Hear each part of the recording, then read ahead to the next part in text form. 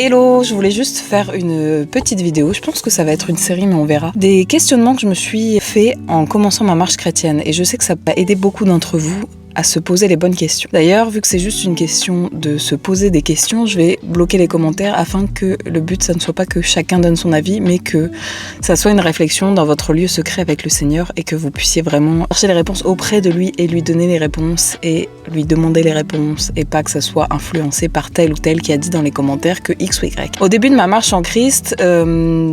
je me disais que pour moi, il n'y avait pas de problème à date ou à me mettre avec quelqu'un qui n'était pas de la même confession, donc c'est-à-dire quelqu'un qui ne croyait pas en Jésus-Christ.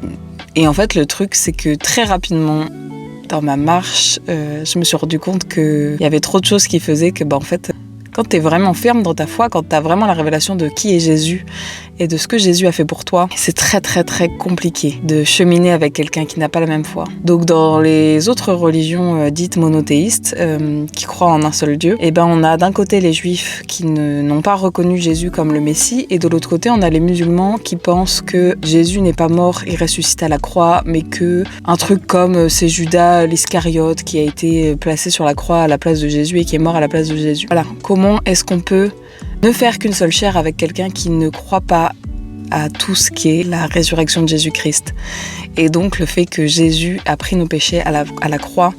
et qu'il est mort pour nous, et du coup à toute la puissance de la résurrection et du fait que la mort n'a plus de pouvoir sur nous en Jésus-Christ. C'est assez compliqué. Et en fait souvent, parce qu'on convoite des choses qui sont juste terrestres, on va se dire ouais mais cette personne est gentille avec moi, cette personne m'aime, cette personne... L'ennemi il est tout à fait capable de t'envoyer des gens qui vont te faire dévier de la vérité parce que pour toi c'est plus confortable, qui vont te mettre dans une situation confortable, mais à côté de ça tu passes à côté de la vérité donc. Et il est écrit que Jésus est le chemin, la vérité et la vie. Je crois que le verset d'avant-hier sur l'appli YouVersion, c'était la porte qui mène à la perdition est large, mais la porte qui mène à la vérité est étroite et la porte qui mène à la vérité, bref.